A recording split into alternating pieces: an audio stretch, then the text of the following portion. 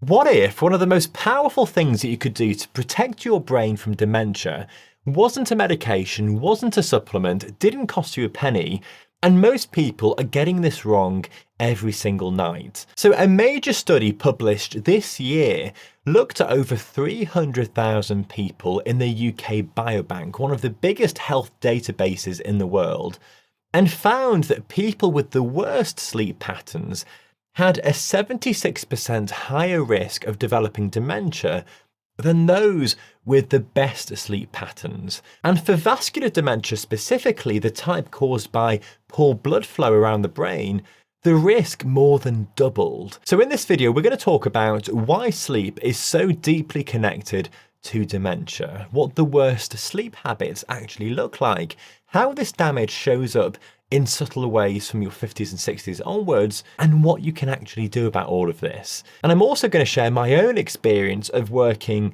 really irregular night shifts in the A&E, how that affected me personally, and ultimately what I had to do about it. Because the honest truth is something that a lot of healthcare workers and other public workers don't want to hear. Now, to understand why bad sleep causes dementia, you need to understand what your brain is actually doing while you're sleeping, because it's not just switched off. Your brain is actually doing some of its most important work overnight, or when you're asleep anyway. The brain produces waste products constantly throughout your day. Things like toxic proteins, used up chemical messengers, metabolic debris, and if those aren't cleared out of your brain, they start to accumulate and damage the brain structure itself.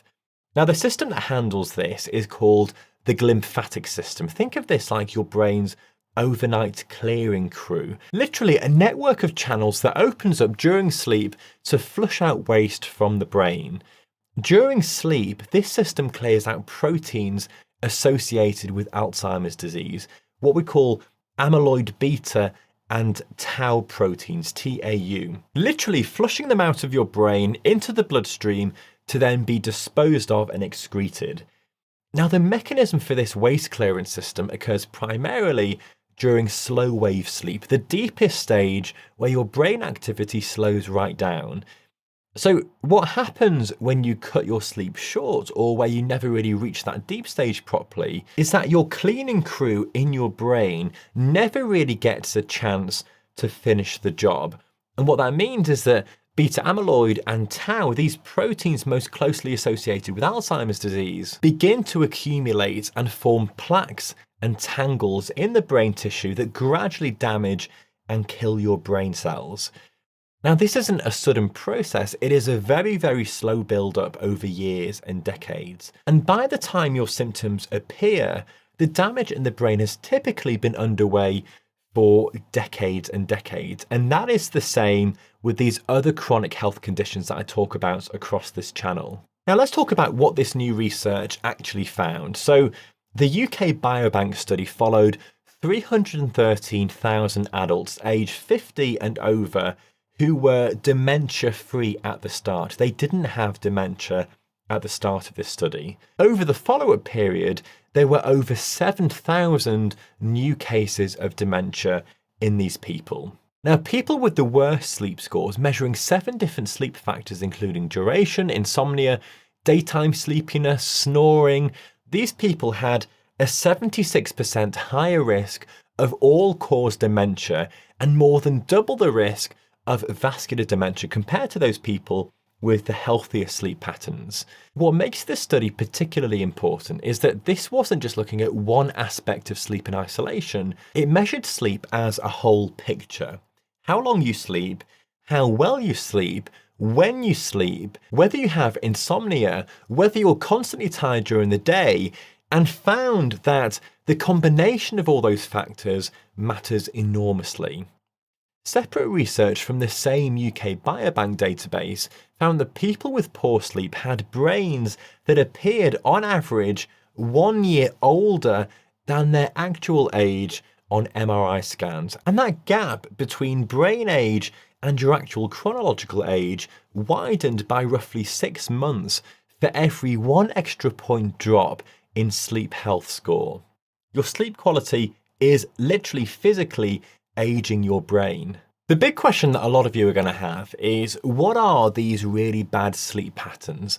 Well, the researchers in this study gave every participant a sleep score out of 7. 1 point for each of these. So sleeping between 7 and 9 hours a night, falling asleep at a reasonable hour rather than very late, having no insomnia symptoms, no snoring, no excessive daytime sleepiness, no need to nap regularly, and also waking feeling actually refreshed rather than exhausted.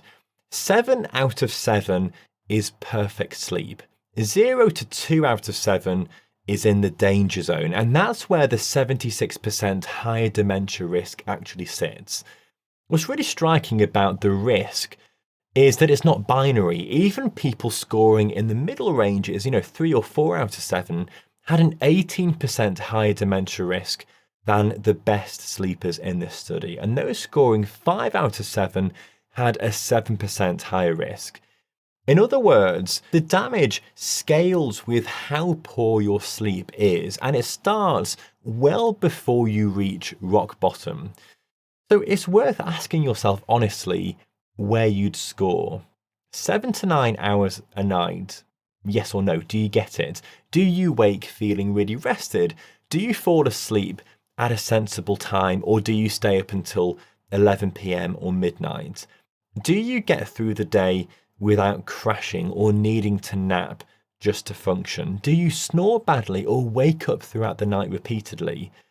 Each of those things absolutely counts, and they all add up. So what does being at the low end of that scale actually look like day to day? Well, it's the person who's consistently running on 5 or 6 hours, thinking that they have just adapted to it, not realizing that feeling used to tiredness is not the same as not being harmed by it, if that makes sense. It's the person who lies awake for an hour or more most nights with their mind racing, unable to switch off. It's the person who wakes at 3 a.m. and stares at the ceiling until the alarm goes off. It's the person who falls asleep on the sofa at 4 p.m. without meaning to, but then can't get to sleep at a normal hour. It's the shift worker, like all healthcare workers and police officers and everybody else who does night shifts, whose body clock has been so disrupted for so long that it genuinely doesn't know what time of day it is.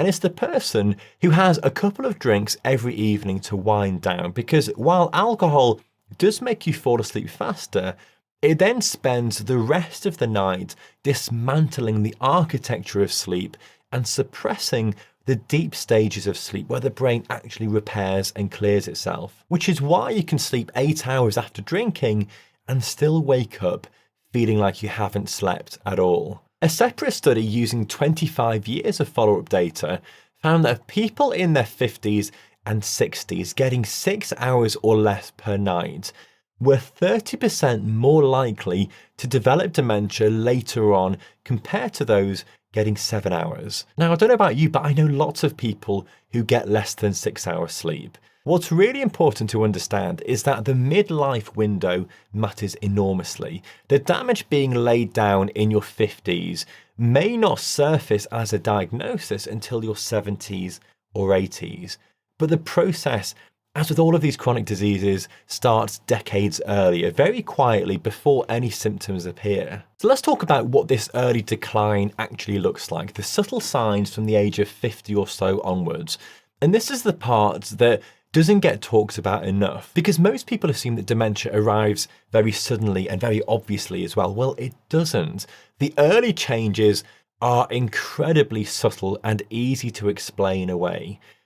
In your 50s, it might just be that words don't come to you as quickly as they used to. You're mid-sentence and the name of something really familiar just sort of disappears temporarily. Or it might be that you walk into a room and you can't remember why you went there more often than before. Or that planning something complex like organising a trip or managing a project at work feels slightly more effortful than it once did. In your 60s, it could start to look like asking the same question twice in a short period of time without realising it, or getting slightly confused on a familiar route, or finding it harder to keep track of your finances or your bills. The key difference between normal aging and early dementia is that with normal aging, memory lapses are occasional and they don't disrupt your daily life. With early dementia, the changes are gradual but persistent, and often the person themselves is the last to notice them.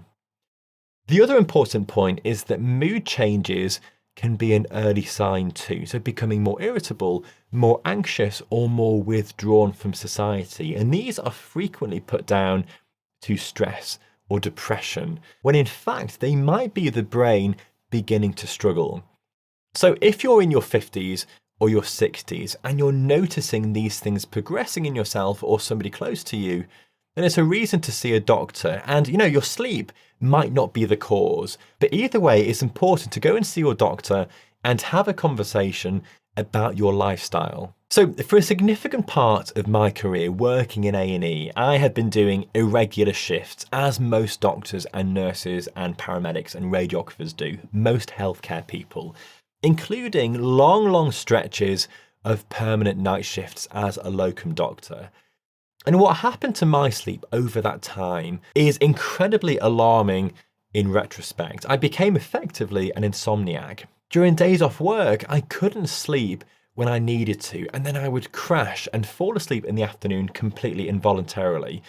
I tried melatonin, which a lot of healthcare workers try. I tried Nitol, and while they helped in the short term, they clearly were not solving the problem. My body had simply lost its sense of when it was supposed to be awake or asleep. In the A&E itself, I was always switched on. I loved the work, I loved the environment, it kept me awake, it kept me wired. It's so noisy that there's no way you could fall asleep there. And as a result, thankfully, I was never unsafe at work. But it was my family life, my home life, the ordinary things where everything suffered. And that's the really sad thing about shift work. You can hold everything together while you're at work professionally, while everything else at home quietly falls apart. And honestly, I reached a point where, because of this channel, I was reading so much research into the long-term risks that poor sleep has, including things like cancer and heart disease and your all-cause mortality. And I had to step away. And I completely understand that most people cannot do that. Most people can't just simply step away from work or have a completely different work routine. I'm incredibly lucky that I am able to do this YouTube channel. And now the vast majority of my time is spent doing this, but also working day shifts in the A&E. I am so grateful I'm able to do this. My honest advice, and it's really not easy to hear, is this: if you work irregular sleep patterns consistently and you cannot change them, you have to understand that this carries real long-term risk to your health. The best thing that you can do, if at all possible, is work towards a life where your sleep can be consistent.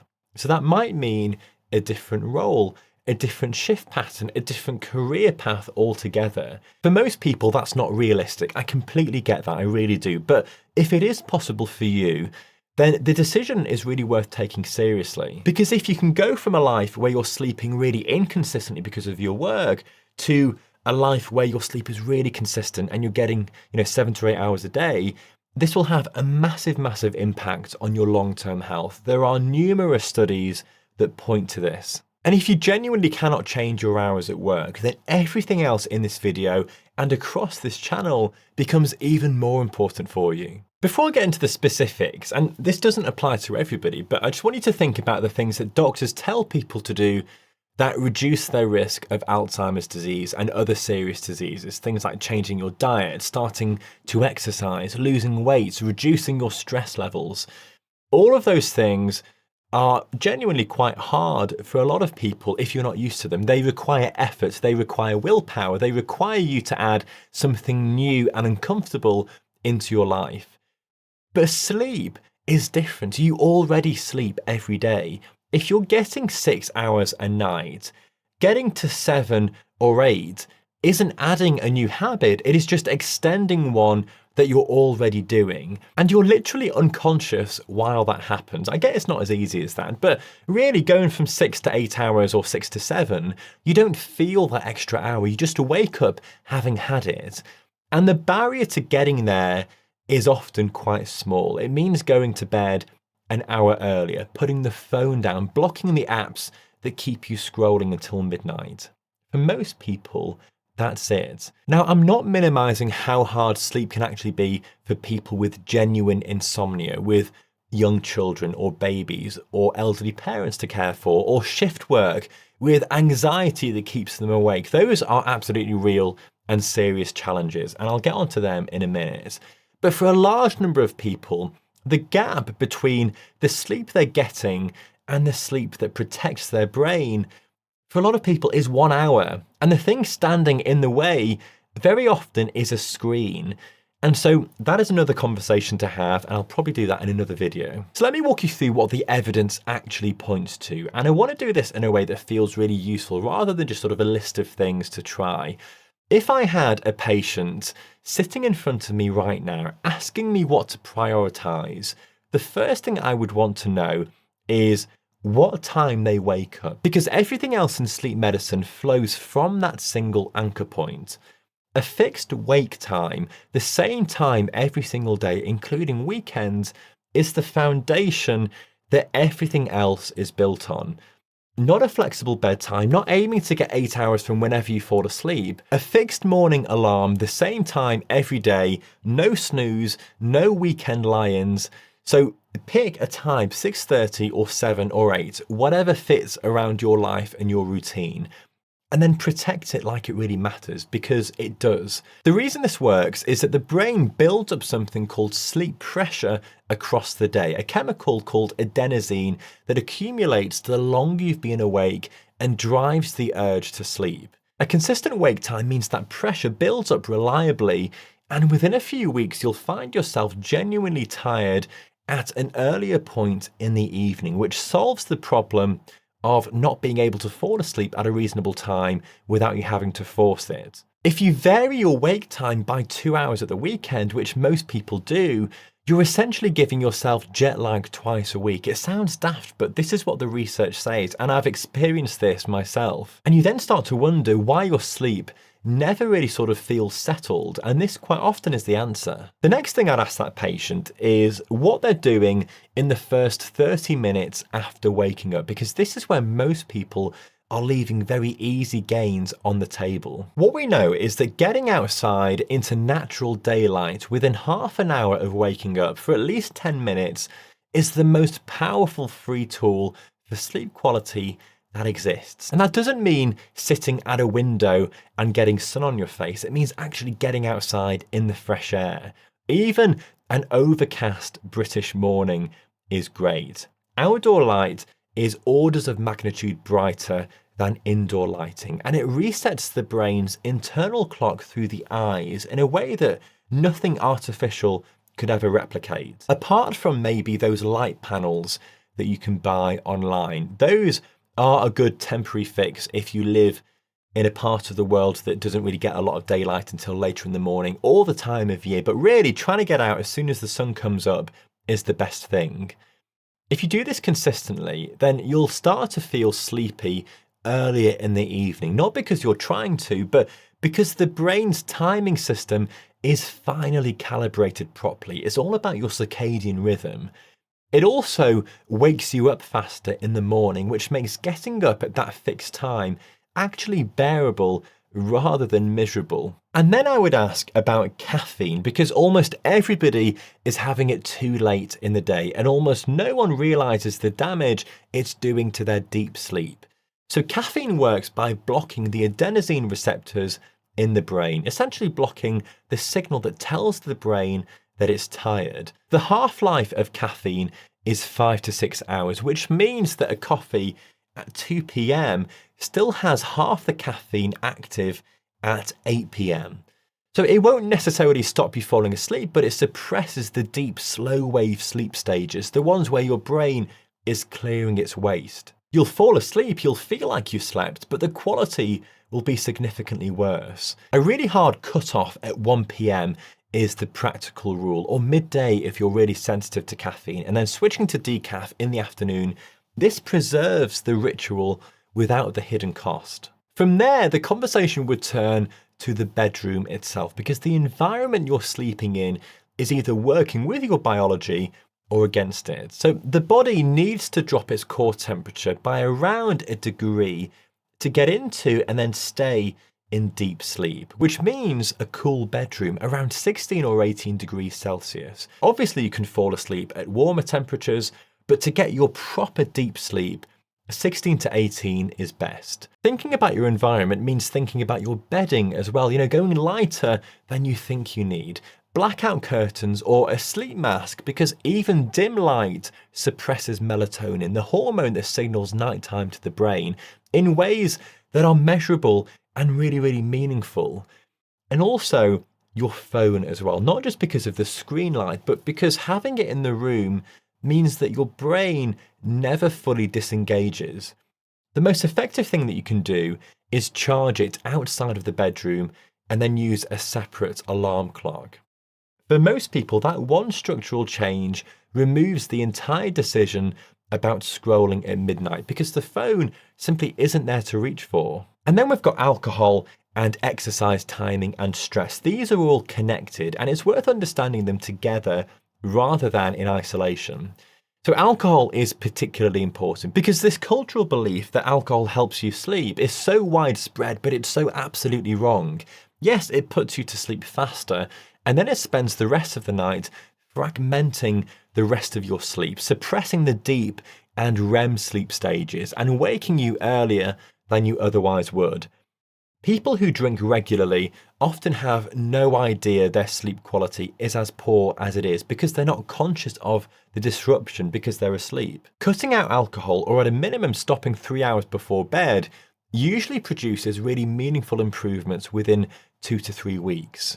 And then on exercise, the timing really, really matters as well. And this comes from somebody who has exercised literally at all hours of the day and the night. Hard exercise within 2 to 3 hours of bed raises your cortisol and your body temperature at exactly the wrong moment. So morning or early afternoon is absolutely strongly preferable. And as well as that, the light exposure from an outdoor morning workout, if you can, makes it doubly effective. And then finally on stress, something that works really well for me is just a simple 10 minutes brain dump right before bed. So writing every worry and every task for tomorrow onto paper, offloading sort of this mental stress that you've got from the day that might otherwise keep you awake. Now, this won't work for everybody. For some people, this will be the opposite of what they want before they go to bed. For me, it works, and it sounds really simple, but the research absolutely backs it up. And then actually the really final thing is that if you snore loudly or you wake up unrefreshed, no matter how long you've slept, or you have headaches during the day, or you're overweight and carry a lot of weight around your chest and your neck, you could have undiagnosed sleep apnea. It's really worth booking a GP appointment and really pushing for a sleep study on this. This is something that's really, really underdiagnosed, but it's so easily treatable. And once you're diagnosed and treated, it can have massive, massive effects on your life and your risk of other diseases as well. You have to remember that sleep isn't just this passive state where you're unconscious and just lying there. This is the most active period of maintenance that your brain undergoes. And the evidence from the largest studies available tells us very clearly that getting it wrong over years and decades raises the risk of dementia and other chronic diseases in a way that is meaningful and dose dependent. The good news is that unlike your genetics, unlike your age, this is something that you can actually influence and for most people fix quite easily. And that includes a fixed wake time. It means morning light. It means cutting caffeine after midday or 1 p.m. It means a cool, dark bedroom. It means no phone in the room, cutting alcohol out, regular morning exercise as well. These are the specific levers that sleep medicine uses to rebuild your sleep quality, and most of them cost nothing and they require no willpower once they become a habit. Your brain's cleaning system runs every single night. How well it runs depends entirely on the sleep you give it.